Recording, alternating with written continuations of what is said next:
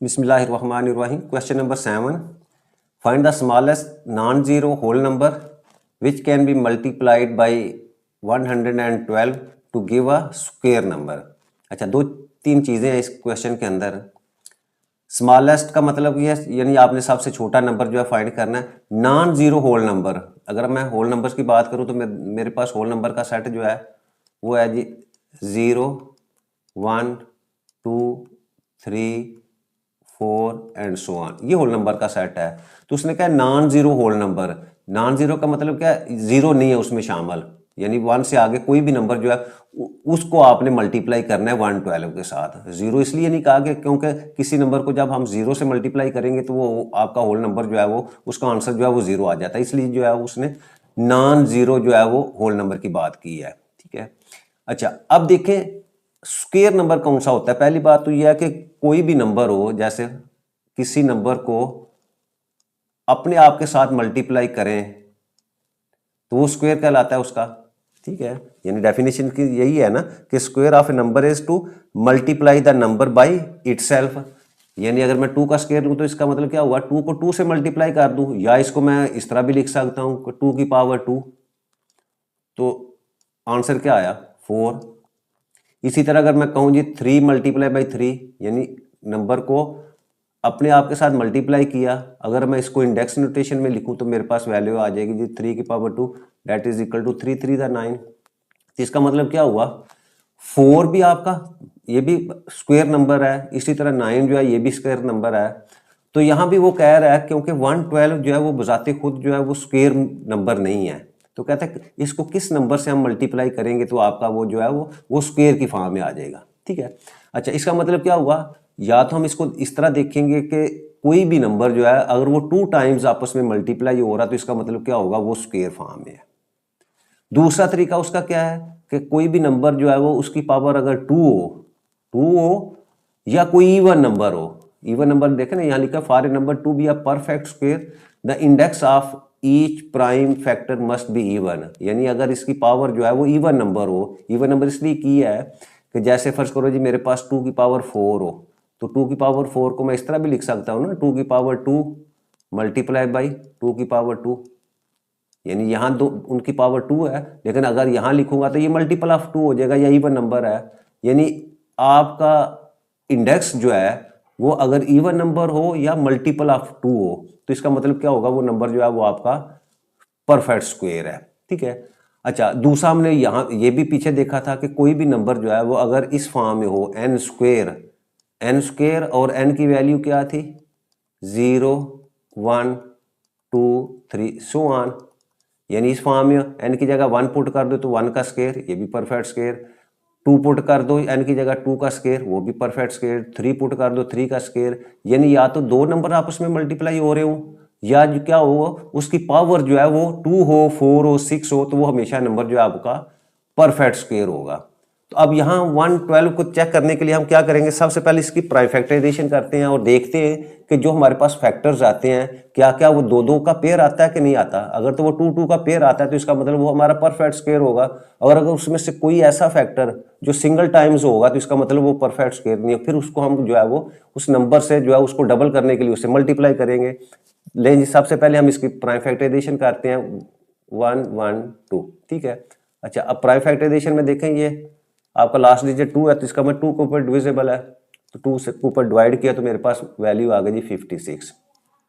अच्छा, अगेन इसको 2 पे ऊपर डिवाइड करेंगे तो 28, अगेन 2 पे डिवाइड किया 14, फिर अगेन 2 पे डिवाइड किया तो आपके पास 7, और 7 को फिर 7 से 1 किया तो ये। तो इसका मतलब मेरे पास जो इसकी प्राइम फैक्टराइजेशन है 112 की वो आ गई है जी 2 multiply by 2 multiply by 2 multiply by 2 multiply by 7। अच्छा, अब यहाँ भी आप देख सकते हैं इसको, अगर मैं ये 2 का पेयर बना दूं तो ये मेरे पास आ गया जी 2 का स्क्वायर। नेक्स्ट इन 2 का मैं पेयर बनाऊं तो मेरे पास आ गए 2 का स्क्वायर, और यहाँ मेरे पास वैल्यू क्या है वो सिंगल 7 आ रही है, और इधर मेरे पास जो है वो 112 है। अच्छा, अब यहाँ देखें इसका भी जो है वो इंडेक्स जो है, क्योंकि ये ऊपर वाली पावर जो है इसको इंडेक्स कहते हैं और ये बेस कहलाता है। यहाँ भी आपका इंडेक्स 2 है, इवन है।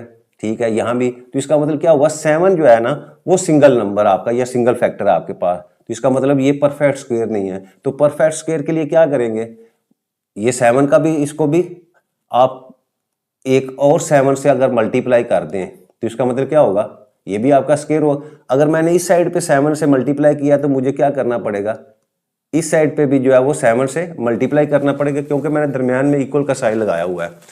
तो जो चीज़ मैं राइट साइड पे करूंगा वही मुझे जो है वो लेफ्ट साइड पे भी करनी पड़ी। तो राइट साइड पे मैंने इसको परफेक्ट स्क्वायर करने के लिए, यानी स्क्वायर नंबर बनाने के लिए, क्योंकि 7 सिंगल था तो उसके साथ एक और 7 भी होता तो वो आपका क्या होता, वो स्क्वायर की फॉर्म में आ जाता।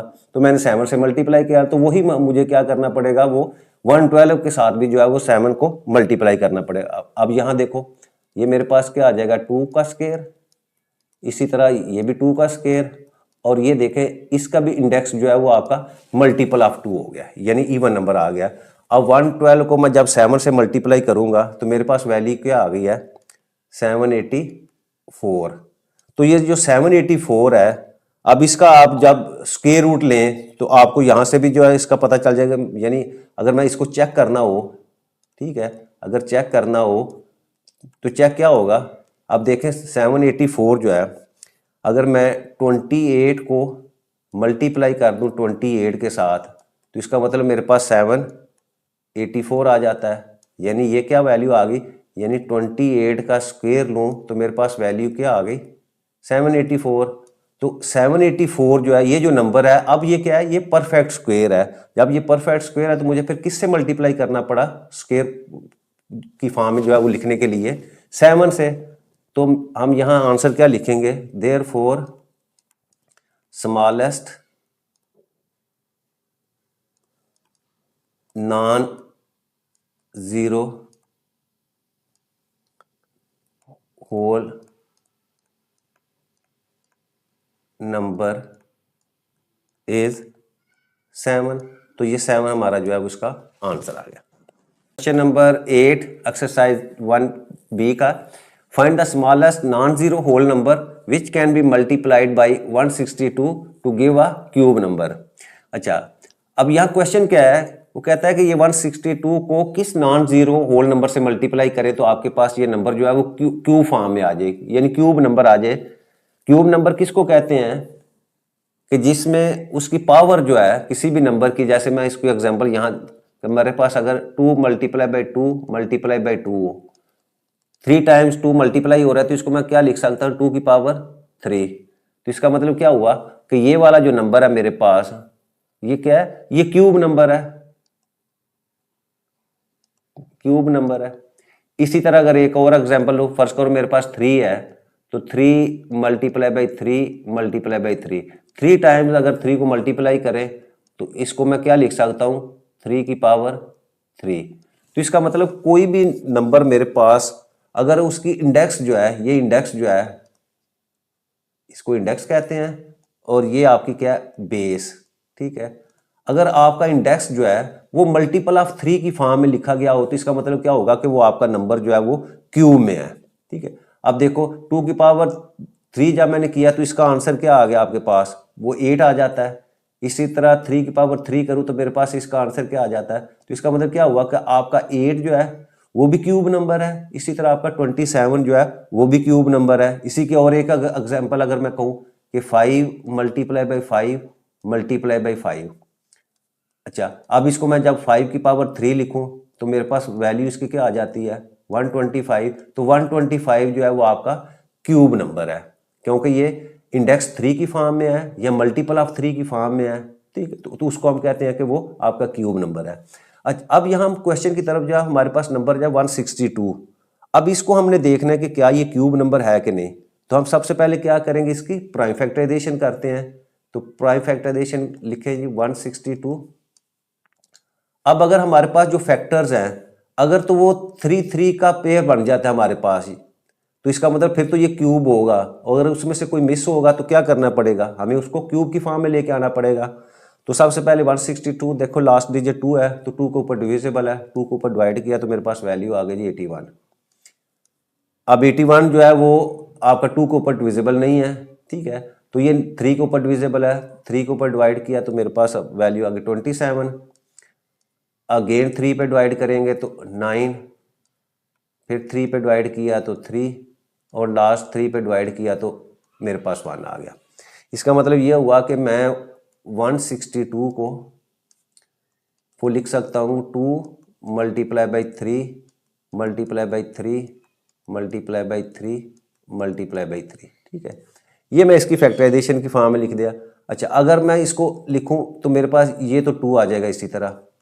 अच्छा, उसके बाद अगर मैं इन 3 को अगर क्यूब की फॉर्म में लिखूं तो ये हो जाएगा जी आपके पास 3 की पावर 3 मल्टीप्लाई बाई, ये भी सिंगल है, इसको भी इसी तरह लिख दिया, और इधर भी 162 को मैं इसी तरह लिख लेता हूँ। अब इसमें मेरे पास ये जो 3 वैल्यू है ये तो क्यूब की फॉर्म में है, लेकिन ये 2 और 3 जो है ये सिंगल वैल्यूज है। तो अगर इसको मैंने क्यूब की फॉर्म में लिखना हो तो मुझे क्या करना पड़ेगा, मुझे इस 2 को क्यूब करने के लिए मुझे 2 मल्टीप्लाई बाई 2 और करना पड़ेगा। इसके अलावा ये 3 की पावर 3 है, ये तो एज इट इज ही रहेगी, और इसी तरह ये 3 है, इसको भी क्यूब की फॉर्म में करने के लिए मुझे 2 टाइम्स जो है वो 3 से मल्टीप्लाई करना। अच्छा, अब जो चीज़ मैंने यहाँ की है वही काम मुझे लेफ्ट साइड पे भी करना पड़ेगा। तो मैं क्या करूँगा, 162 को मल्टीप्लाई कर दूंगा जी 2 मल्टीप्लाई बाई 2 और इसी तरह 3 मल्टीप्लाई बाई 3, क्योंकि यहाँ मैंने ये 2 जो है वो मजीद इसमें मल्टीप्लिकेशन किया, इसी तरह 2 3 से मल्टीप्लाई किया राइट साइड पे, तो यही काम मुझे जो है वो लेफ्ट साइड पे भी जो है वो करना पड़ेगा। अच्छा, अब इसको मल्टीप्लाई करो, ये 162 और अगर मैं इन तीनों को आपस में मल्टीप्लाई 2 2 दा 4 4 3 दा 12 और 12 को 3 से मल्टीप्लाई करूँ तो मेरे पास वैल्यू क्या आ जाती है 36।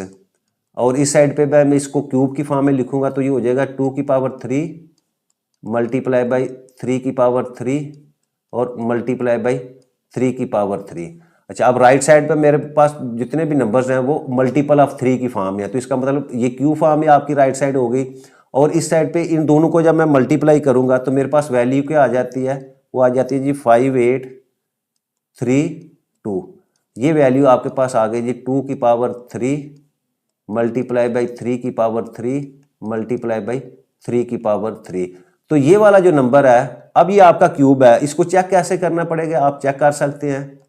चेक इस तरह है कि आपके पास अगर मैं 18 को मल्टीप्लाई करूं 18 से और फिर 18 से, तो आपके पास क्या आ जाता है 18 की पावर 3 क्यूब की फॉर्म में है, और इसकी वैल्यू जो है आपके पास आ जाती है जी 5832। तो ये मेरे पास जो नंबर है अब ये क्यूब की फॉर्म में। अब जब ये क्यूब की फॉर्म में तो इसका मतलब मैंने इसको किस नंबर से मल्टीप्लाई किया है, तो मैंने इसको जो है ये 36 जो है इस नंबर से मैं मल्टीप्लाई किया है, यानी 162 को मैंने 36 से मल्टीप्लाई किया, तो आपके पास ये नंबर जो है वो क्यूब फॉर्म में आ गया है। तो यहां मैं लिख सकता हूं smallest non zero whole number is 36, यानी मैंने 36 से मल्टीप्लाई किया है तो मेरे पास जो है ये नंबर जो है वो क्यू फॉर्म में आ गया।